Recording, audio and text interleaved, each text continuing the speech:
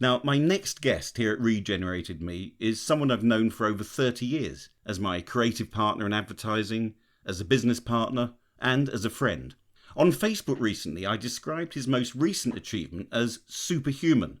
Now, I'm not really one to spout out platitudes and compliments on social media just because someone's done something amazing with an air fryer. But in this case, I think my words are justified. So to tell us more, let me introduce you to Neil Russell. Neil, welcome to Regenerated Me. Hi there. Hi, Neil. Good to speak to you again, Martin. Good. It's been a while. So Neil, tell me, you've recently returned from Spain, having done something that most people, I'd say half your age, you're about to turn, is it 66 next week? Unfortunately, yes. Yeah, 66. You'll be 66 coming soon. But most people half your age would have found pretty much impossible. So, remind us what you've done. Right. What I've done is 2 weeks ago I arrived in Barcelona. I set off from West London on May the 25th. I ran from West London down to Portsmouth, got the ferry across to Caen in northern France. Okay. I then ran through France, over the Pyrenees, onto the Spanish coast, and then along the Spanish coast for 150 miles into Barcelona for the World Parkinson Congress. So, how many miles did that cover? That covered 917 miles. Sorry, 918 miles. 918 miles. 980. And how many days was that? That was over 35 days. I was averaging between 26 and 29 miles a day. 26 and 29 miles a day. Now, that would have been quite a lot for anyone, as I said, anyone perhaps half or even less than half your age. But remind us what your reasons for doing it, the key reason for why you undertook this task, this challenge. Well, it's quite a long story. It goes back 2 years ago when I ran from John O'Groats to Land's End. That was even further. And I did it to raise money for Parkinson's UK.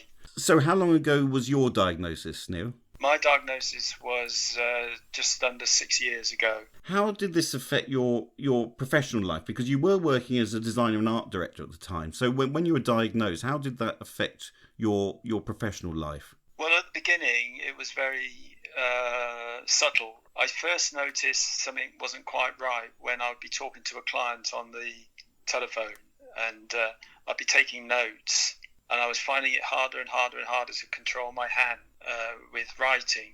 And I was always a very neat handwriter, but my writing was becoming very messy and untidy. A little bit like yours, Martin. Exactly. Although I never became a doctor. But that was the first sign that something wasn't quite right. At what point, though, did you think, hang on, this isn't quite right?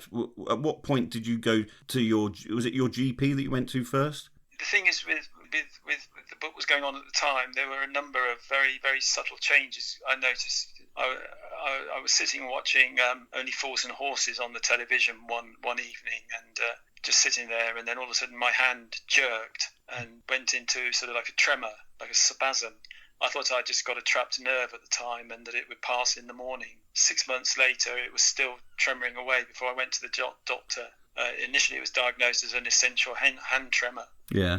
I was also having problems with smell and sense of smell. My sense of smell was very, very poor. My taste was going a bit off as well. I wasn't finding eating food particularly pleasurable anymore. And my concentration span and my dexterity with my hand and fingers was very slow as well. And I was beginning to find balance and walking not difficult, but I was just becoming conscious of it and aware of it. And anyway, after a long sort of time trying to get an appointment with a neurologist, I managed to get the diagnosis, which I'd already worked out for myself with Google. I see. Oh, you Dr. Google, dear old Dr. Google, yeah, who often comes in very, very, very useful, Google, though we're told not to use Dr. Google. Because I know this came as a bit of a, what do you call it, a double whammy. Because this came about following a near critical cycling accident, doesn't it? Your diagnosis for Parkinson's. To talk me through the cycling accident that you had. it was a beautiful sunny summer morning, and there was myself and probably about 10 other cyclists leaving a small Cotswold town just around the corner from me. And I remember somebody laughing out loud, and then the next thing I remember is lying in a ditch with a helicopter hovering above me, and I was unaware of what was going on. I remember the helicopter landing in an adjacent field, and then I remember a medic examining me. I had no idea what was going on. I remember you were cycling as part with friends, weren't you? As part of a team? Yeah, but nobody actually saw me come off my bike, so no one actually can say for sure what actually happened. And for me, the whole incident is blank. Then I just remember being rushed into A&E, going up in the helicopter. Then I remember being taken through the emergency section to the emergency ward with doctors and medics rushing around. These are just little snippets that I remember. Of course. And the next thing I can remember is waking up in the recovery ward, and I had no idea what had happened, what was going on. Talk me through, without being too gory, but talk me through the injuries you sustained then from the cycling accident.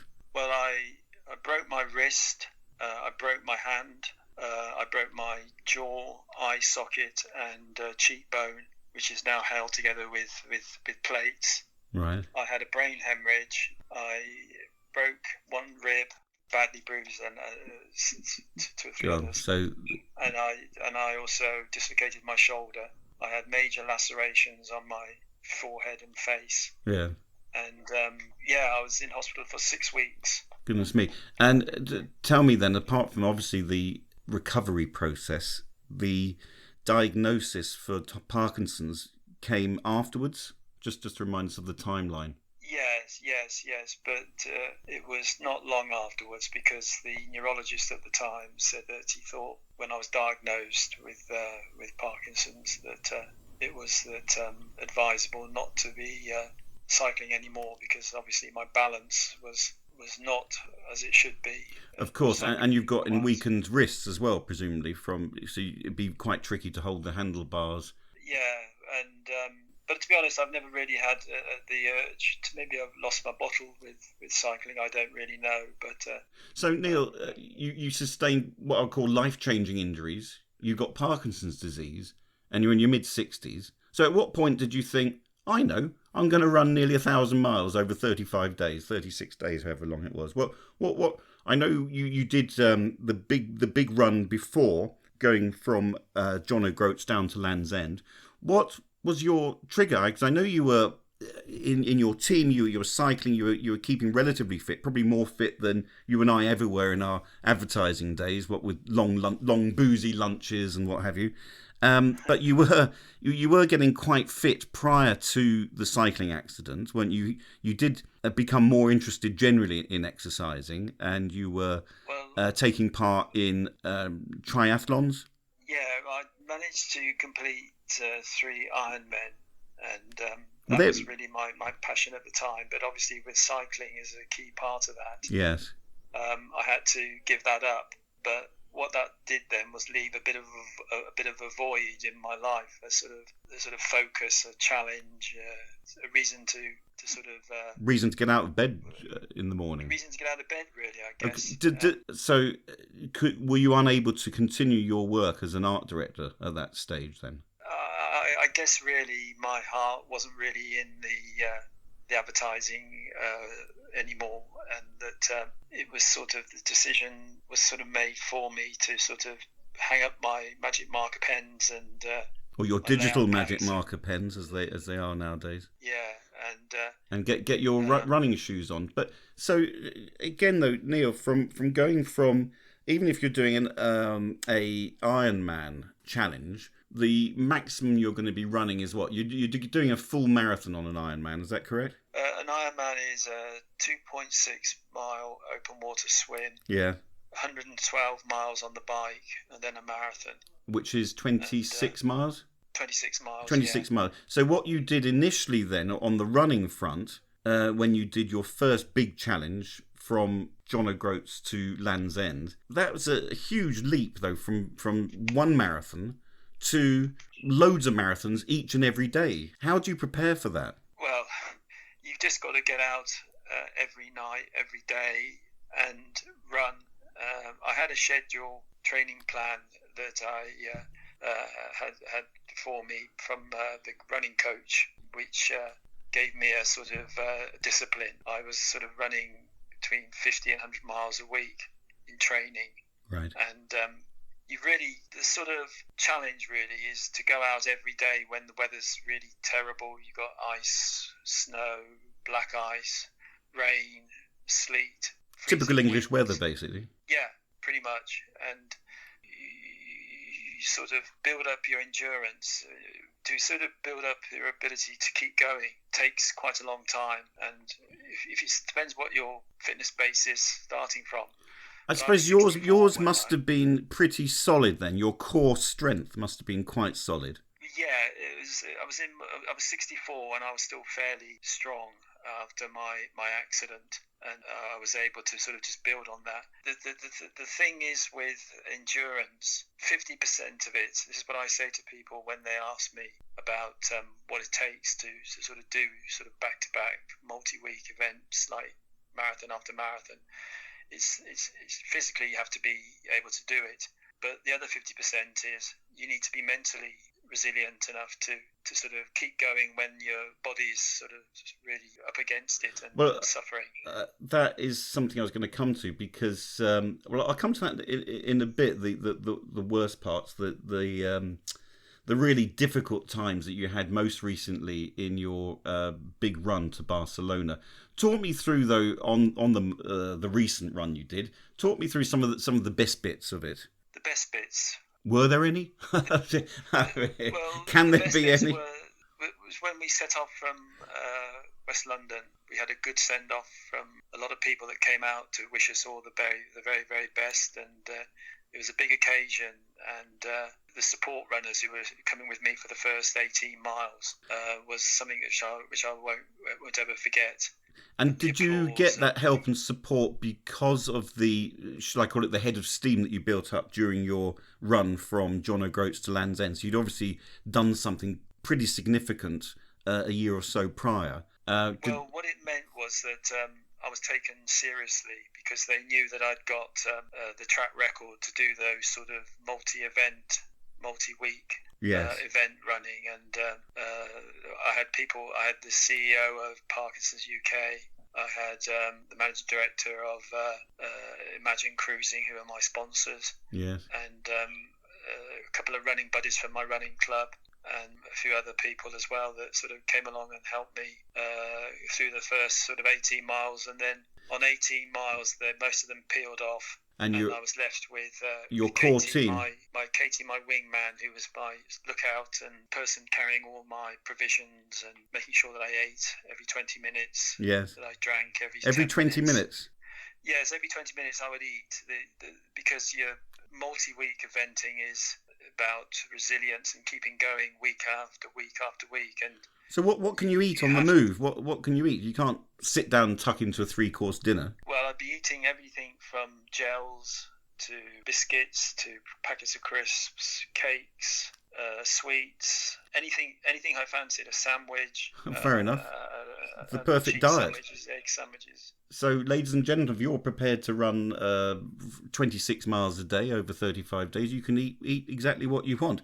But what is the calorie intake then in a given day then? Between 6,000 and 7,000 calories a day I'd probably be burning. It's like Christmas lunch every day. And they reckon that a Christmas lunch, if you include the sandwiches that come at tea time and the drinks and what have you and the mince pies, you're looking at round about 6,000 to 7,000 calories. So you're doing that pretty much every day. Yeah, I still lost weight. I'm sure you did. Given that when I set off I was 12 stone 2, and I weighed myself this morning and I was 11 stone 8. Is that something you are happy to build up and get your weight back to that sort of 12 plus level? Yes, it will creep back up again over the next few months. Yes. But I feel absolutely fine. What on this particular experience? What were the worst parts? The 3 parts of the story which really affected the run was the heat. Most of the time it was in the low 30s, and on a couple of occasions it went up to 42 degrees, and that is seriously hot. Well, as we record this now, we are Europe is experiencing a massive heat wave, and it looks like you managed to successfully avoid that by a week or so. Well, I didn't avoid it because we had it anyway. But what I was doing was going to bed at 6:30 and 7 o'clock in the evening. Yes. Waking up at 2 o'clock and then go running at 3 o'clock in the morning and run most of the mileage. Most of my running was done in the dead of night to avoid the heat. So I'd be finishing by about 10:30 in the morning, just as the sun is starting to hit home. Yes. Exactly, when the sun really, really gets quite strong. Does that affect your sleep, though? Surely it's difficult because you're sleeping you had a camper van.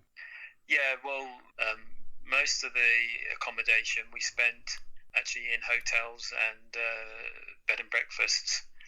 My sponsors were able to arrange that for us. So you were sleeping in hopefully in comfortable places. Yeah, some more comfortable than others. I'm sure. But the problem I had would be that every night I would go to bed in a different bed, wake up in a different bed, and it's when it's sort of 2 o'clock in the morning and the alarm goes and you can't move because your lower back's still giving you a problem. I was going to say, how on earth you've done? Say, for argument's sake, you're on week 2, week 3. You wake up in bed, it's 2 in the morning, you ate like mad. What on earth stops you from thinking, do you know what? I've done my bit, I'm going straight back to bed. What keeps you going? Resilience, determination, and pig-headedness not to quit. But the thing that really... Who did you think you'd be letting down? Was it the charity or was it yourself? Say you had just called it a day, who would you be letting down most, do you think? Mainly the people that support and follow me. I mean, I built up quite a social media following, and I've got a lot of messages from people who have got Parkinson's and other issues, neurological issues, and I've become a bit of an inspiration for them. That's very good. They have taken up running and an exercise as a result of what I'm doing. And that's for me is a fantastic thing to sort of get back and hear about, to sort of go back to what it's like. Yeah, waking up open at 2 o'clock in the morning. Yes, exactly. And every muscle and bone and sinew and tendon from your waist down is hurting. You get out of bed and you can't bend over to put your socks on, and you have to be dressed like a baby, like a small child, because you're so stiff you can't move. And then you hobble down to the camper van where you're taken to the point where you finished the day before. Yes, so that we always yes, exactly. So it's all properly measured and monitored. Yeah, and I'd have to go through a series of warm-up exercises to sort of, this would be at sort of 2:30, 3 o'clock in the middle of the morning or the middle of the night in some isolated spot in rural France. And then I would start running very slowly and then sort of start building up a bit of speed until I'm sort of loosened up, and then I just keep going. But the other issues we had were the hills. The hills in France are longer and steeper than they are in the UK, right. And they're energy sapping.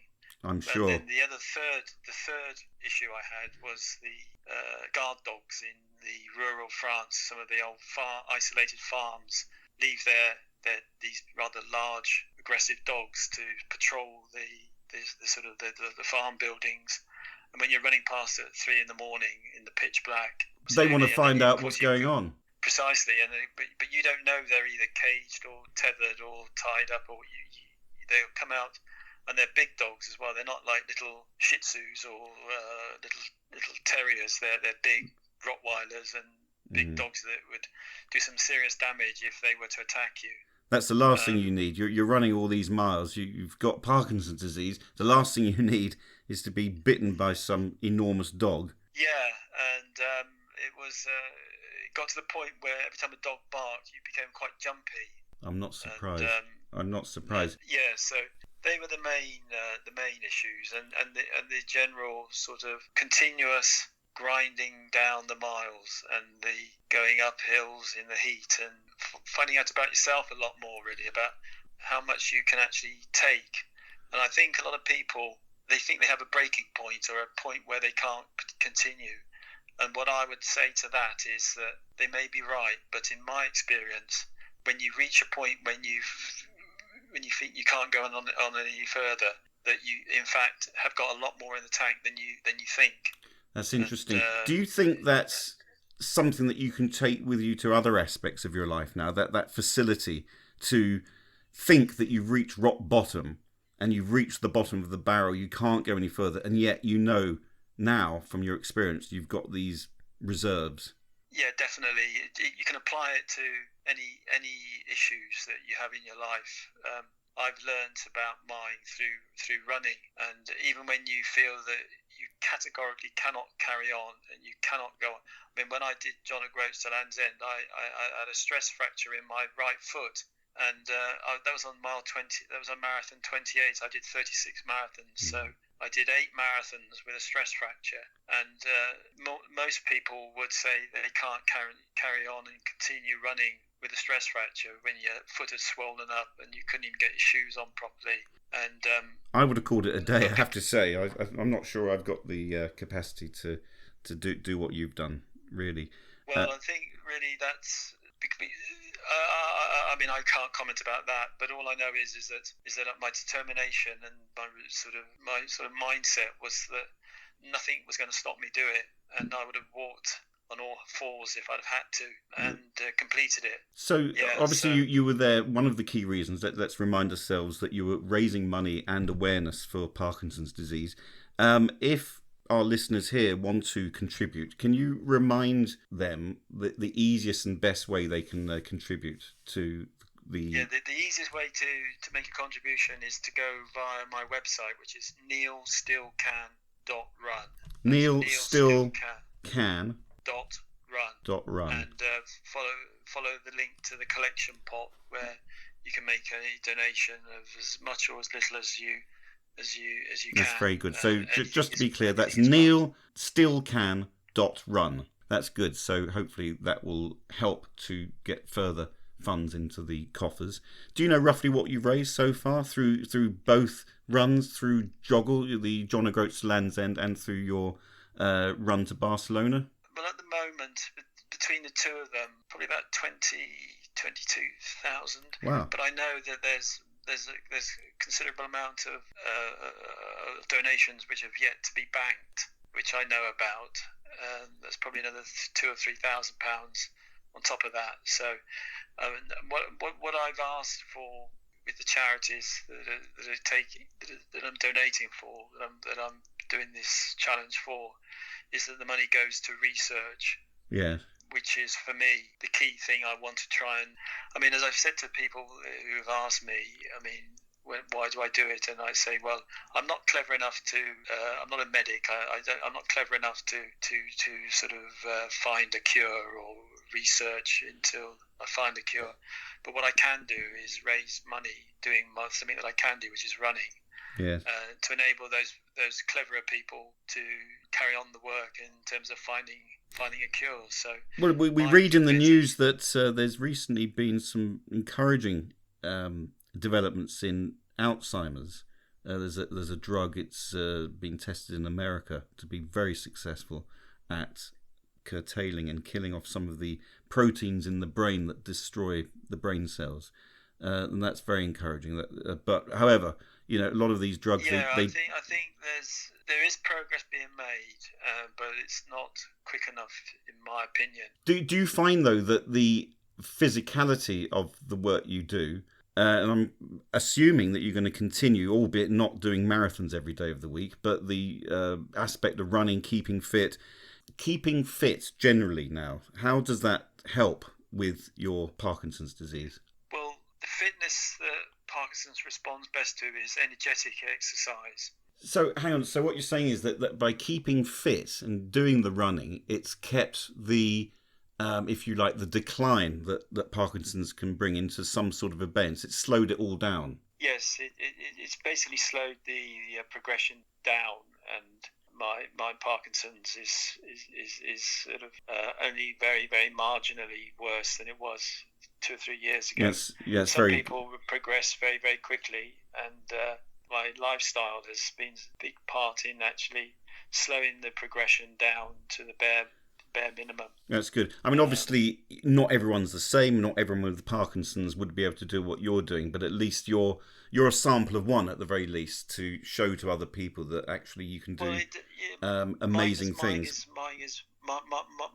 My thing is running, but you could be into walking, you could be into swimming, you could be cycling, you could be going down the gym, you could be doing whatever. All manner of things, yeah, that would help. I just think that if more people were aware of the benefits of exercise, I think more people would actually take it up and actually embrace it. I think that if you take up a sport but you actually don't enjoy it, it won't last, because you'll find excuses not to go down the whatever. I totally agree. I mean, when I was at school, it was rugby, which I hated, cricket, which I was so useless at. I think I played one game and they said, "Look, please, Martin, don't play any more cricket." I take my exercise far more seriously now than I did when. But if you can enjoy it, you just got to find something that you enjoy, then you're more likely to stick at it. And it's also as if we're in our 60s now, and I think it actually becomes more important as you get older. I mean, I know with you particularly with Parkinson's disease, but generally as you age, especially if you want to age as well as possible, to retain your independence and strength. It's not just from a physical perspective, because yes, keeping active helps to keep you physically strong and slow the decline down of aging. But it's the mental benefits that it brings to you as well. Finally, Neil, as an ad man, you know all about strap lines or taglines, that companies and organisations use to help sum up what they're all about. Ours at Regenerated Me is 70 years and then some. What, if anything, does that line mean to you? To me, it's saying when you think you've reached the end and that you can't really go any further, that surprise, there's a lot more in the tank than you give yourself credit for. So that extra little bit that you feel that you can't muster and you can't find is there. You just got to look for it and then work with it. That's a great, really good answer, Neil. Seriously, and it's obviously coming from the heart and coming from long, painful experience over your 2 enormous runs that you've had recently. So, Neil, can I say thank you so much for joining us today on Regenerated Me, and thank you for inviting me. Seriously, I look forward to seeing you very soon.